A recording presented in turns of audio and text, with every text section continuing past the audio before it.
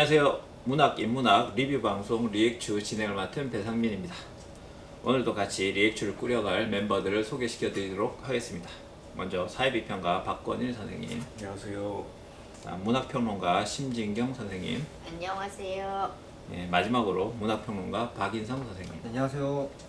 이번 리뷰는 김애란 작가의 최신작 이중 하나는 거짓말입니다. 김애란 작가는 달려라 아비, 두근두근 내 인생 등을 발표하면서 아주 경쾌하고 흡입력 있는 문장으로 많은 팬을 확보하고 있는 작가이기도 합니다. 이 중 하나는 거짓말은 가족이나 혹은 가족 같은 존재를 상실한 세 명의 소년 소녀가 누군가의 진심을 통해서 그 상실감을 회복하고 있는 소설입니다. 그럼 이 책에 대한 본격적인 리뷰를 시작해 보겠습니다. 먼저 24평을 진행하도록 하겠습니다. 우선 이 책을 추천하신 심진경 저의 20자평은 그냥 간단하게 나이브하게 가겠습니다. 때론 거짓말이 위안이 된다. 네. 네. 이게 소설 자체가 거짓말과 이야기에 대한 얘기로 저는 읽었거든요. 그리고 어떤 점에서는 그게 거짓말이 자신의 이제 고통을 감추는 거기도 하지만 그 거짓말, 자기의 고통을 감추기 위해서 하는 그 거짓말 때문에 또 다른 사람과 이렇게 연결되기도 하고, 어떻게 보면은 이 인물들이 서로 이제 이어지는 것, 그리고 마지막에 어떤 구원이랄까 이런 건 아니지만 느슨하게 이렇게 단절됐던 관계들이 이렇게 이어질 때 그게 저는 결정적인 역할을 하는 게 거짓말이라고 생각을 하거든요. 그래서 그렇게 얘기했습니다. 메가리가 갑자기 훅 소리가. 갑자기 너무 나이브한 얘기를 하는 것 같았어. 뻔한 얘기를. 급조를 하다 보니 뒷말까지는 미처 고려하지 못하고. 네네, 죄송합니다. 네.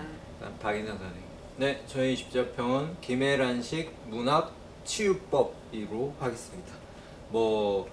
그 안에서도 사실 미술 치료라던가 이런 내용에 대한 잠깐 언급도 등장도 하고 하는데, 사실 이거 자체가 저는 여기 등장하는 세 명의 10대 청소년들이죠. 저는 이 소설이 어쨌거나 좀 청소년 소설의 범주로 읽혔는데, 그런 아이들이 자신의 현실, 어떻게 보면 되게 엄혹한 현실이기도 하고, 가족과 특히 관련해서 아이들의 어떻게 보면 감수성이나 시선만으로 온전히 극복할 수 없는 가족과의 어떤 치명적인 관계 같은 것들을 이제 스스로 받아들일 수 있게끔 하는, 이게 어른의 용어라고 말하면 결국에는 자기 기만이 될 텐데, 이걸 이제 단순히 어른의 용어, 대단히 메마르고 삐딱하게 이렇게 바라보기, 어떻게 보면 좀 비판적인 뉘앙스가 있는 그런 자기 기만이라는 용어보다는 아이들의 시선에서 아이들이 어떻게 보면 자기 삶이라고 하는 것들을 조금이나마 긍정할 수 있도록, 혹은 자기가 자기 자신에 대한 치유를 발견할 수 있도록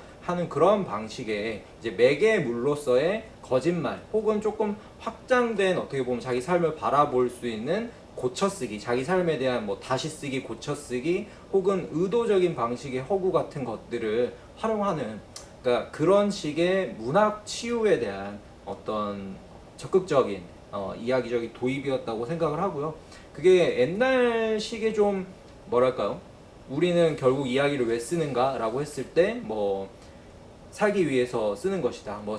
그 천일야와의 세라자대 같은 인물들을 그런 식의 인물로 많이 언급을 했었는데, 어떻게 보면 그걸 너무 그렇게 엄청나게 과장되고 진지한 방식으로서가 아니라, 아니면 조금 이제 아이들의 시선에 맞추어서 새롭게 적용을 해본 그런 소설이 아닐까 생각을 해봤습니다. 네. 박권일 선생님. 제 20자평은 좋은 서사, 그러나 납득할 수 없는 문장입니다.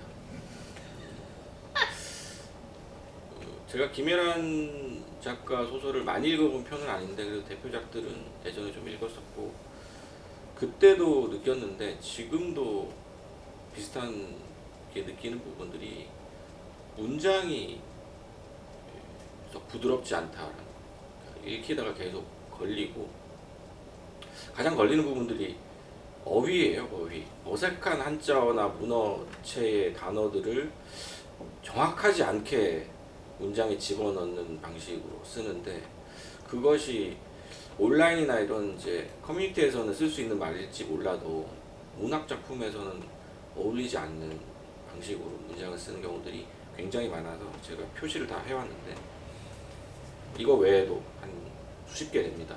대표적인 사례만 대표적인 사례 얘기해 주세요. 대표적인 사례는 생활 소음에 취약한 태주 이모집이라는 말. 생활 소음에 취약하다라는 말은 그 부동산 관련된 사이트 같은 데서 쓰는 말이고 그래요? 사실은 별로 이렇게 왜 이렇게 이런 잘 알아? 그 소설에서 어울리는 말이 아니고요.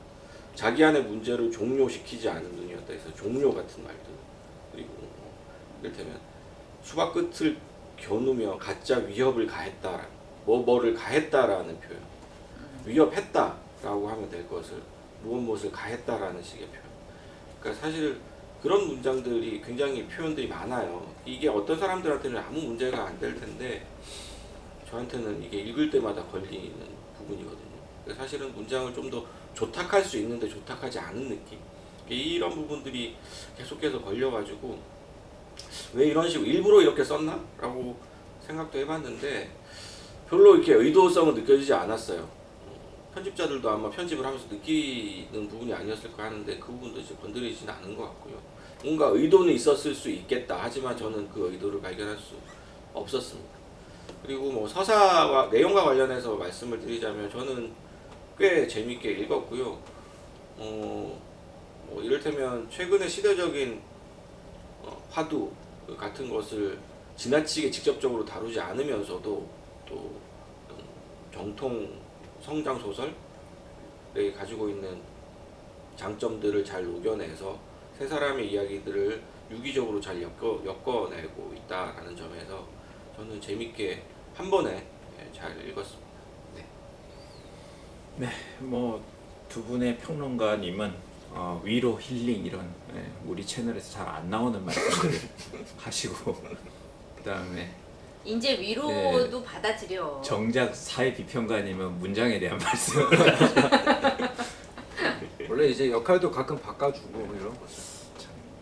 근데 사실 저도 문장이라기보다는 좀 가끔 그 급발진하는 듯한 감상적인 상황들이 있더라고요. 맞아요. 그런 것도 있죠. 그래서 그게 이제 예전에 경쾌하던 시절의 김애란 소설, 그러니까 달려라비라든가 뭐 그런 시절의 소설에서는 크게 문제가 안 됐어요. 왜냐면 분위기가 가볍고 경쾌했기 때문에 크게 문제가 안 됐는데 이제 어느 순간부터 김애란 소설이 제 생각에 한 2010년대 그때부터 좀 심각해지기 시작하면서 요런 상황들이 좀 도드라져 보이는 그런 느낌도 좀 있는 것 같습니다. 자, 그러면 20자평은 여기서 끝내도록 하고 본격적으로 이 작품에 대해서 이야기를 나눠보도록 하겠습니다.